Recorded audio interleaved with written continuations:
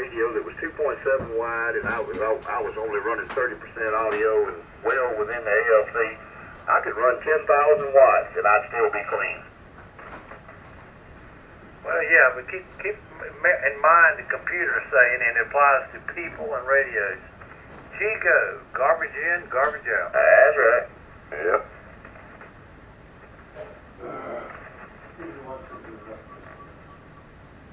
Hey, John. You? Hey, I talked to my aunt the other day, told you was about to have a birthday. She said, tell you, wish you a happy birthday, but you're still a young'un. Wait a minute. Well, I got 4 birthday cards today. When is your birthday? Saturday or Sunday? 16th, I don't know what day it is. That would be Tuesday next week. It's next week time. When's Pam coming up? Saturday. All right. Well, she was advertising for you to get, well, I shouldn't tell you this, but I will. She posted on Facebook, asking people, at least 90 people, to send you a card. I figured so, because I knew there was one of the 4 that I knew where it come from. Yeah, she said you don't have any cards, just let me know. I've already got some pre-addressed and made out here. Hey, John. Yeah. When I come up there, when you die, I'm going to be one of your pallbearers. And I'll tell you what I'm going to do. I'm going to have a DNA sample made of you and the dirt we're covering you up with just to see which one's older. It'd be a tight race. Hey, dirt That's the might guy be younger talked than up you on are. 75 down there, K4QND. Harry over Murfreesboro. He's 95. Just sounds surprised he can be.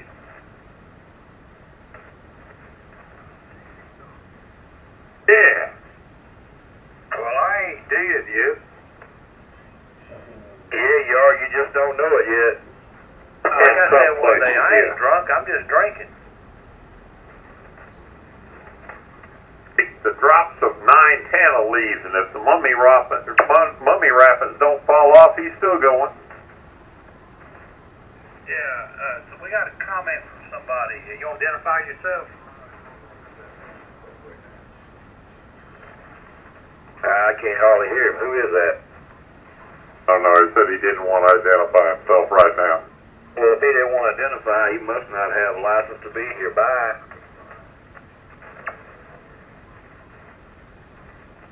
Well, there's always a peanut gallery. You know, always want to be. But thank you and have a good afternoon, sir.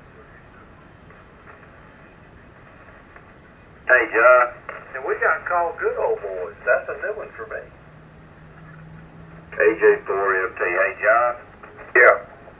You know how brick, with rain and mildew and everything will get that old green peat moss on it every once in a while if you don't clean them? Oh yeah. What will get green on it? Brick, like brick steps, if you don't keep them cleaned and pressure washed, they'll get that old green, slimy algae that'll grow on brick. You've probably seen that before. Yeah, but you don't know where it comes from, apparently. If you're on the sunny side of if that brick's on the sunny side of the house, it won't never grow moss. Well, point being is, that's what happened to me when I was carrying my granddaddy out of the church, out to the hearse. And it's been raining that morning. Good old funeral weather, drizzling rain. And daggone, my foot hit a piece of that moss that was on the edge of that brick. And whee, there my foot went, and there granddaddy went boom, boom, boom down the steps. It's a good thing we grabbed a hold of him. We liked to dumped him out in the front yard of the church. Well, y'all need a better janitor or something. Let it get that kind of shape. They gave him a last ride, made it some fun. Changed tints, color on the side of the house, but I've never seen it get thick enough to get slick. Hey, Chip, did y'all really drop the casket? We really did. I swear, it was all the grandkids. There were 6 of us. And we were young. We probably wasn't but about 15, 16 years old. And so, granddaddy was a big old fella. He was probably about 300 pounds. So it was all we could do to get, to pick his butt up. But when we came down these steps, I slipped. And of course, it's like a domino. When I fell, the guy across from me, Philip, he fell. And the front end of that casket hit the ground, and boom, boom, boom, boom, it went down out about 4 steps, and we grabbed it real quick before grandmother saw it. We all looked at each other like, Lord have mercy, thank God. I said I couldn't try to explain why we dumped granddaddy out here on the ground. Yeah, that'd be tough. Well, my late wife told me she was a kid, her grandfather donated a piece of property. He lived along the railroad tracks, other side of the tracks, just down in Mississippi. Other side of the tracks, he donated some property to a black church, and they built a little old church across the tracks. So she said one afternoon she and her pop, they called him, was sitting out on the front porch during the funeral. Well, it turns out it was a black gentleman down there in Mississippi that passed away, and he was had a big old dowager's hump on his back. So they had an open casket, but they had him tied down. She said all of a sudden the doors bust open, all them people come out screaming. They found out later what had happened. They had the body tied down because of his hump, but the knot come loose, and he sprung up in the casket, and you can imagine the rest of it. That was an old joke that Louis Brazard told about Moreland, Georgia, about sitting up with the dead. I remember that joke. Now that guy was funny. That's who it was, old Louis Brazard. Yeah, I used to read, when I could read, I used to read some of his books. A4WDM. AJ4MT. Bill, that's the one I told you. He said, we'll cut you if you put coleslaw on your barbecue. W4UZW. Don't know how to eat. W4BWY. Carolina's the only one I know puts damn coleslaw on barbecue. But it's so good. It's not barbecue without it. It's like a hot dog without coleslaw. It's just not a hot dog. And the Carolina Classic hamburger got a big old glob of coleslaw in it. No way. Hey, Bill, I've begun to use barbecue slaw on my hot dogs anymore. That's good. Barbecue slaw, creamy coleslaw, either one's good. Whatever happened to sauerkraut on hot dogs? Because all them people ate that, there became sour pusses. I like sauerkraut, but I like weenies with it. Hey, Chip. Yeah. You know what a sauerkraut is, don't you? Yeah, pickled cabbage. Pissed off German. That's right. Sauerkraut is nothing but a pissed off German. Hey boys, my girlfriend's listening to you on their cell phone. Good evening. Good evening. Say hello, Mary. Good evening, Mary. Wants to know where you're all from. Well, let's see. John and I and Butch are all in North Carolina, and the other one that is just lost in the world is down in Alabama. But he's a youngin'. He'll get around to it eventually. I can't help it. I know what's good, and the coleslaw ain't good on barbecue. Sorry. Y'all just don't know how to make good barbecue. Oh, but yeah, we do, don't we, Bill? I tell you what, that's the place I took you to, sure enough. Now tell John how that compared to that Parker's we went to over there. Oh, there's no comparison. But now I have eaten better, but I got to go to Thomasville to do it. Something I learned living all these years down in South Carolina. Here we use a vinegar base. Down there they use a mustard base, and boy, it's just as good. I like that molasses base. Yeah, we got tomato base down here. Tomato and molasses is what makes it good. I walked out when I was walking Jack a while ago when somebody was barbecuing outside. Boy, they had the whole neighborhood smelling good, Bill. I guarantee you. If you walk out the front door, I'll bet you it was coming off the left. No, I thought it was really next door, but it wasn't. Damn. I used to do that in the campground when I was camping. I'd be cooking on the grill, and I'd throw a handful of what is it, damn stuff that smells so good? Garlic powder. Garlic powder. Throw that on the fire. You see them people coming out of the campers looking around. Yep. Throw a handful of garlic powder in your grill, and man, it'll wake up the whole place. It smells good. It smells a whole lot better than it tastes. Yeah, buddy. It's like you can always tell if you walk into an Indian or Pakistani motel. You smell that curry powder. Oh, yeah. Don't say anything. Go ahead, make a comment. Go ahead, Mary, make a comment. Yeah, they want to know who you are. I'm trying to find out who you are. Double. Say it again, Mary.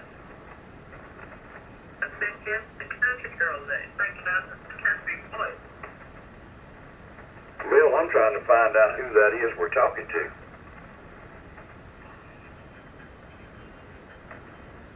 Never let the facts get in the way of a good story. It's N4GOW. N4GOW. What's the name over there? Yes, they don't want to talk to you, Mary.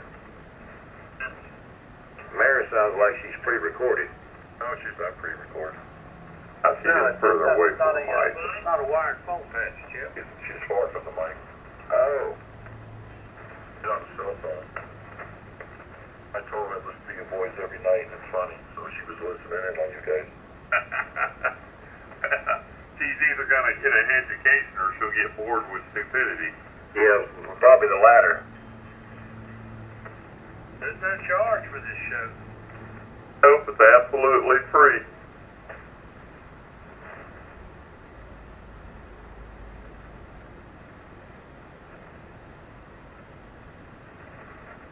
Well, good evening to Mary, wherever she is. Mary's in Hazard. Hazard, Kentucky. She's in Hazard, Kentucky.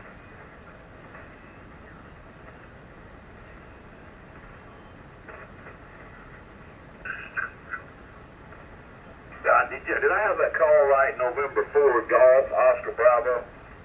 GOW, grouchy old woman.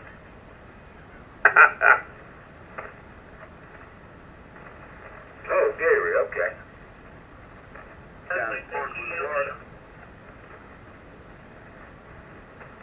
Is that correct? She says she's in love with GOM. Grouchy old man. I got N4GOW as Gary Burnett, is that correct? That's right. He's not too far from where we went on vacation, Bill, down there in Inglewood, down at Placida. Yeah, not far.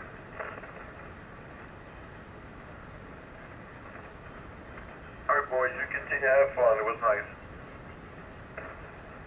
Well, he didn't need to be on here anyway, because from what I see, he's only a technician. Uh-oh. I'm a technician. But I upgraded with that. But they didn't upgrade the license. That is very common. They don't catch the upgrade. Takes a while. Yeah, but until you're on ULS, you're not allowed to transmit. We'll let it slide. You let a bunch of girls slide, right?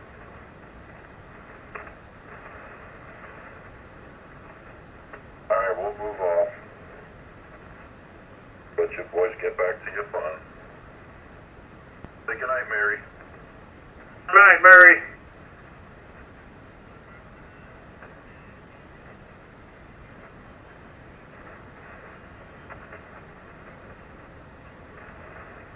Well, I have a new problem. What's that? My receiver just all of a sudden attenuated about 30, 40 dB. Well, could have been somebody with a big old carrier next to you blotted you out.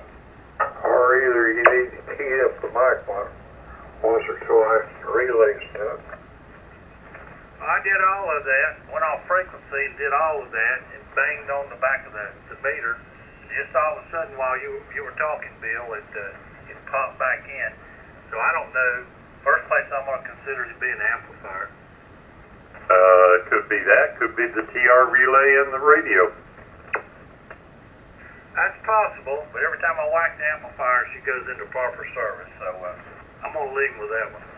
I'll tell you what, I can't comprehend this relay deal. It about drives me crazy. I ain't never seen one go bad that quick. Hey, Bill. Yeah. Don't talk to him anymore. That he has not. He's only been in there just a few years, and he's only a technician. Oh, okay. So I see. This is the thing.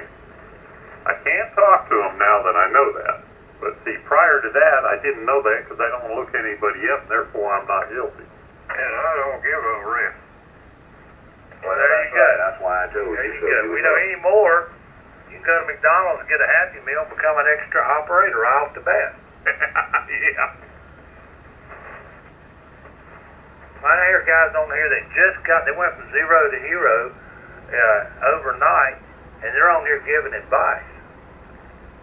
Yeah, I know the type. You know, I went from almost nothing to extra inside of a week. You remember that, Butch? Yeah, but you had a background in this stuff. That's a little different. Well, my point is, for the first week, I had to wait because they gave me the general first. But even though I had passed, I had KJ4 IAN, but they hadn't upgraded my AJ4MT. It took about a week for it to show up on ULS. Oh, that's about par. Well, coming up to August 20th, I'll reach 60 years. Did you say 60? 60. Hell, you're not even that old, are you? Oh, yeah. Yeah, he is. If you're still the youngin' in the group. Yeah, but I feel like I'm like a car that's got 1,000,000 miles on me. You one of them hopped up Yugos. Yeah, I ain't never had the oil change, you know. Daggone it, tires ain't never been rotated, been rolled hard, put up wet. You riding on Maypops. That's right. I guarantee you Bill will probably end up burying me instead of the other way around.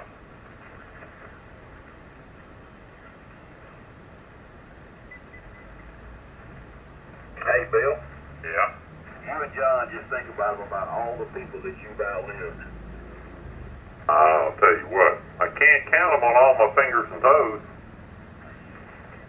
But I do count the doctors. I've outlived 3 doctors, and all 3 of them said, "You're going to die at an early age." I said, "I'll bury you." Hey, Butch. Yes, sir. It's like that last doctor, Dr. James. We call him Santa Claus because he's about 350 pounds. And I was in there about my stomach, you know, and of course, you know, my blood pressure. And he's like, "Well, you know, if you'd quit smoking, you'd probably help your blood pressure." And he made a point about me being a little too much on BMI, my body mass index. I looked at him, I said, "Are you kidding me?" I said, "I tell you what, from just looking at you, you look like you're about 150 pounds overweight, obese." I said, "I'll make a deal with you." I said, "When you lose 150 pounds, I'll quit smoking."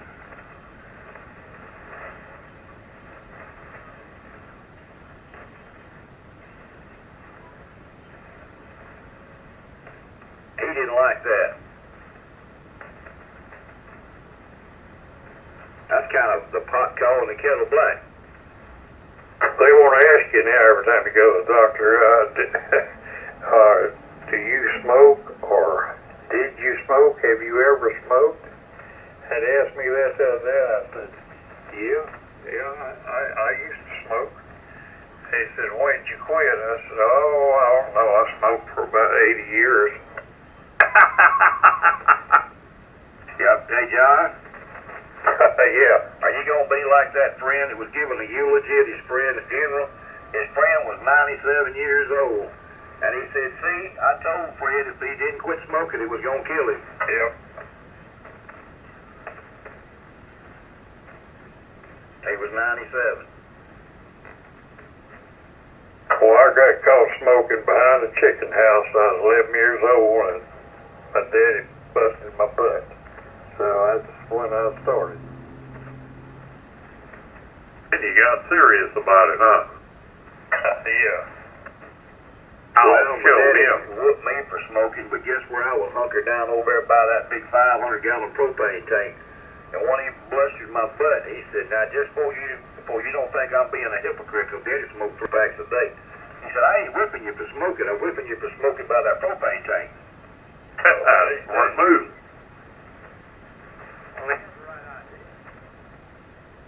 I can lose some of the pigs on the tank until you can hear it come out, and I can strike a match and watch it burn.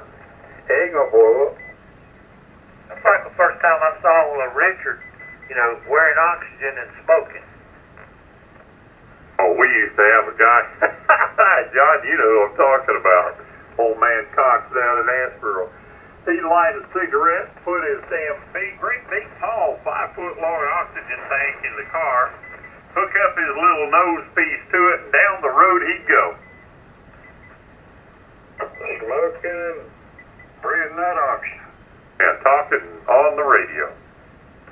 Remember years ago in High Point, a woman went to one of them beauty colleges, they would practice on people for real cheap.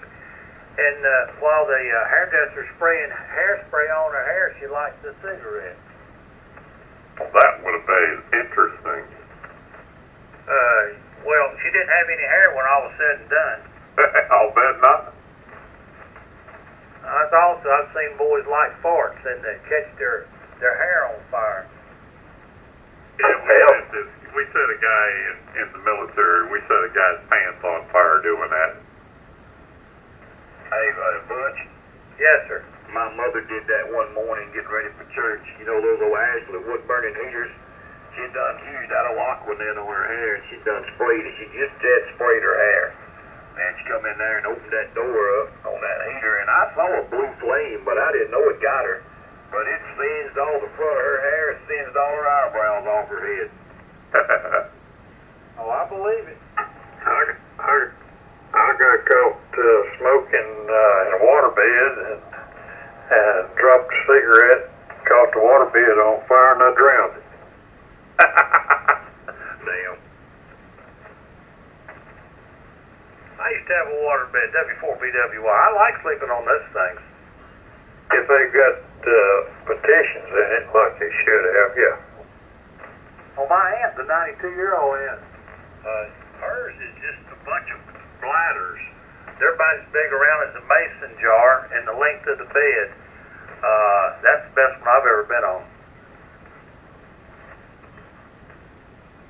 Yeah, I had one of them waveless waterbeds, and they had like the king size bed I had I think it was like 14 different tubes in it.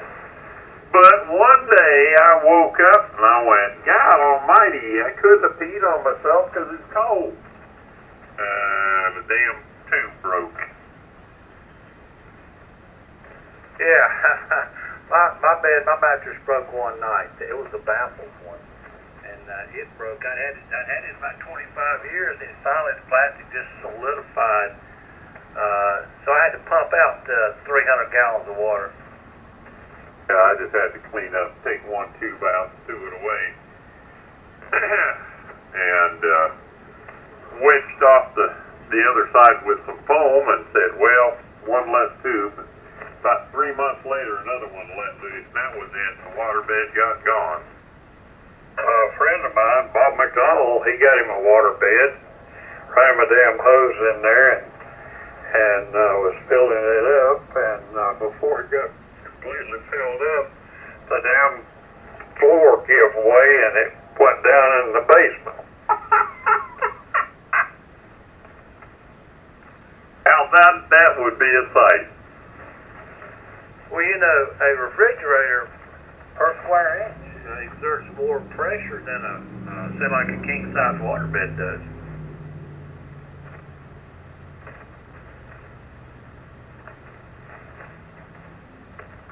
But if you got a king-size mattress, that thing weighs about right at 2,500 pounds. At least it's spread out pretty good. But are you talking about Bob, Big Bob used to live over in Thomasville? No, Bobby McDonald, he lived in Greensboro, worked at P. Lord. He had a little motorcycle he played with around there and hung out with us at the shop. I was thinking of Bob McDowell. You know what I'm talking about. Oh yeah, Bob McDowell. He was superintendent of the furniture factory. I like that boy. Yeah, he was, he was a hell of a good guy. He was. He'd come over to the house and spend hours sometimes, asking me all kind of questions. Just a real friendly sort. Hey, let me tell you how backwards Alabama is with Butch. How backwards is Alabama? All right, now see if you see the logic in this. Okay, these are the list of animals that you cannot own in Alabama. All right, you can't own a coyote. You can't own like a cobra, snake. You can't own a mongoose or a piranha. You can't own a make a pet out of a black carp or a jackrabbit or a skunk or a raccoon. But you can, listen to this, you can have a jaguar, a tiger, Bengal tiger, or panther. You can have those. Now go figure. That's crazy, but one night, years ago, I was at a hotel down in Charleston, right there on the river, Holiday Inn, and went out to go out to eat. There's a woman down there with a black panther, had that looked like a diamond collar on it. That's the only time I ever come face to face with one of those that wasn't in a cage.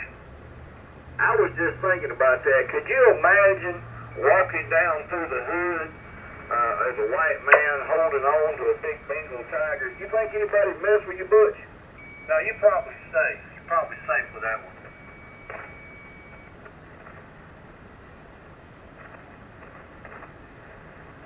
I know one thing, if I owned one, I'd make damn sure I had plenty of food and it was fed well, because I wouldn't want him looking at me.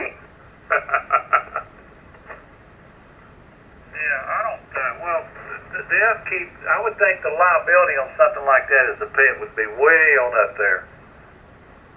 Well, I would imagine you would have to carry some kind of, I know you've got to have an exotic pet license, but there's 7 states, and Alabama being one of them. Alabama, Nevada, North Carolina, Ohio, South Carolina, West Virginia, Wisconsin have no laws regarding exotic animal ownership other than its explicitly prohibited animals, which is what I called out to you. Hey, you go out parts of West Virginia, and a lot of them backwoods areas, they still handle snakes in church. Well, my point is, why is having a tiger legal, but having a raccoon or a possum not? Got me. My mama said they used to eat possum when she was a kid back during the Depression. Said it tasted all right, but it was a little greasy. Well, my point is, other than carrying the rabies every once in a while, the raccoons ain't gonna kill nobody, but that tiger would. Yeah, not a problem. I see your logic. I know a lot of it doesn't make sense to me, but there's a lot of stuff I see anymore doesn't make any sense to me. And I'm thinking, who would want to have a piranha as a pet?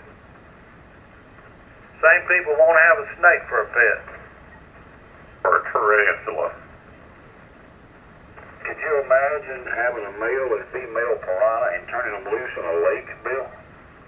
That's part of the reason why it's illegal. Like those people got those exotic snakes, they get too big, they've been letting them loose down in the Everglades. It's caused an ecological mess down there. Half of the daggone alligators down in Florida used to be pets, and somebody turned them loose. I think they offer a bounty on those big snakes down there now. Hey, Jim, down at the beach when I lived down there, we had alligators, we had rattlesnakes, we had cottonmouths, we had beaver, we had fox, we had all kind of animals. You know what the scariest animal we had down there was? What? A tourist. Probably right.